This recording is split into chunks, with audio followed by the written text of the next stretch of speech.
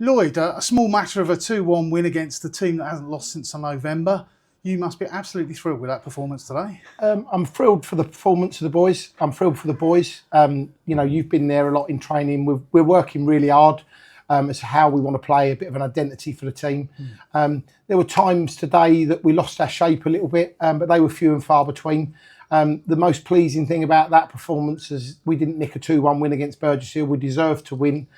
For me, we looked the better team. They had a couple of injuries through the game, which always upsets the team, but they're a good side. You can see that they're well drilled. They've been together, and they made it difficult for us. But more importantly, we made it really difficult for them. We pressed all over the pitch.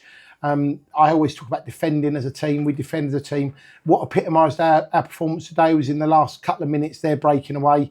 And Gary Lockyer's run 90 yards to chase a fullback down. And that really epitomised the attitude of the boys today. And that's really, really pleasing as a manager to see. Yeah, and since you've sort of taken over, you've always praised the effort that they put in. Sometimes the quality was missing, but the quality was really on show today, right from the off, wasn't it? Yeah, the quality was on show. The quality was on the bench. There was people we left out that can also add some quality. We're a good side.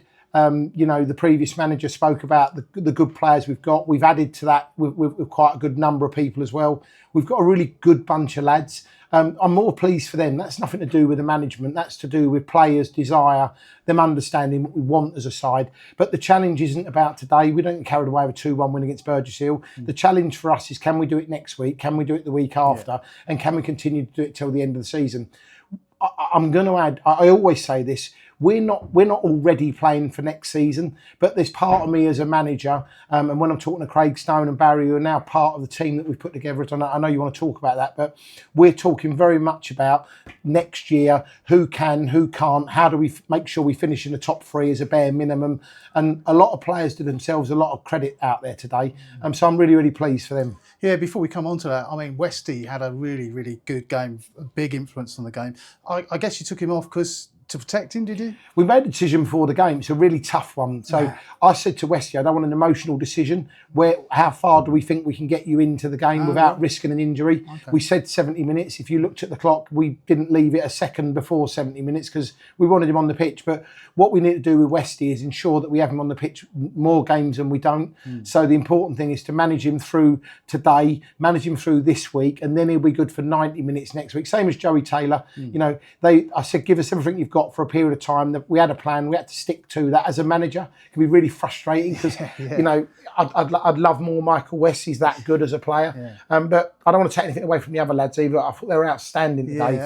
Harry, what an engine he's got for a young kid, and Stanley the same. Yeah, Stanley and Harry, not just today since they've been here, have been a real credit to themselves, the club that have loaned them to us and to us. So, Stan was tiring near the end, and he was tiring because of the work he got through. I think Harry could probably run a marathon after a game of football. He's that fit, but Stanley put in a real shift as well today, and they were a big influence on us. And the guy who, for me, had probably the best game he's played this season was one Gary Lockyer, who was you made skipper today. Was there a reason for that? Well, the reason for that was hoping for that type of performance from him. So, what we want is to get Gary can be a leader, but he can also, and he'll admit this himself, sometimes be a disruptor because he lets his emotion get in the way sometimes of the football. I knew that if we made him skipper, and we're going to continue that till the end of the season before we make any decisions about next year, we might get another 30% out of him, another 5% out of all the lads. I think we got another 40% out of Gary today. I thought he was outstanding in his attitude on the pitch. And the rest of the players followed, and that's what you want from a skipper. And that goal he got just before half-time was so important, almost as important as Tate's save just before that. Tate made some fantastic saves. Yeah, Tate's a good goalkeeper, and they've got a really good goalkeeper as well in Slav. He's played lots of conference football. He's a great keeper. They're well organised. And so Tate again, he's been great since he's come in. And credit to his club and credit to himself. You forget he's 19. Keepers make mistakes. They don't make many. So he's done really, really well. So yes, really good all-round performance. So Craig Stone obviously not captain till the end of the season, but You have news about Craig's role at the club now. Yeah, Craig's been officially made my number 2. Darren Hare unfortunately couldn't commit to the commitment we need as a club, and he's a great coach, great guy. You know, stepped in for a month. The plan was to keep him stepped in till the end of the season before we make any further decisions. But as the weeks have gone on, Craig's been a real help, as has Barry Fuller. I've been speaking to them now for 2 weeks. And we've agreed, you know, that Stoney's going to be my number 2. Barry's going to be our first team coach, but there's no hierarchy in that. Stoney, Barry, and me all very much on a level playing field. And all the businesses I've ever had, including football, I like a flat management structure. They've added huge amounts of value in the last couple of weeks, both on the training pitch and in decisions we're making as a club. They've got a wealth of knowledge. They've got a wealth of experience. They're good on a training pitch. They're good on the pitch. They're good in the dressing room. I'd be mad not to utilise their skills. And is that going to be the setup for next season, or is it too early to ask?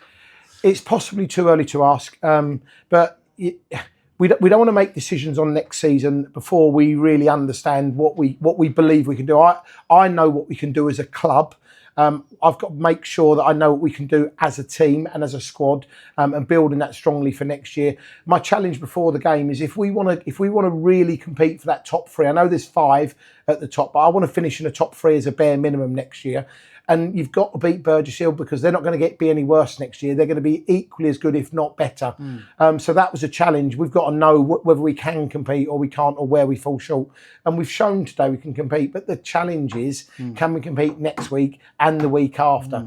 I fancied today's game because we're playing a team at the top, and the lads in the dressing room, as Sittingbourne at home, you know, are always going to be up for that type of game. It's whether they can be up for Eastbourne at home, which we weren't 2 weeks ago. I know we were very short when we played Eastbourne, but we still had enough quality on the pitch to cause problems, and we didn't. So that's the challenge moving forward. Well, the 450 odd people who were here today saw a really quality first 11 and a really quality bench, and it gives us a lot of hope and confidence for next season, if not for the rest of this season. You've got a really good group of players there, haven't you? Yeah, we've got a really good group of players. We've got a really good group of men. You know, there's some really good individual people in there. And when I say some, I'm pretty mean all of them. They're a good bunch of lads. It's a great dressing room, but there's some real quality there as well. But I'm going to keep repeating. I sound like I'm going round and round.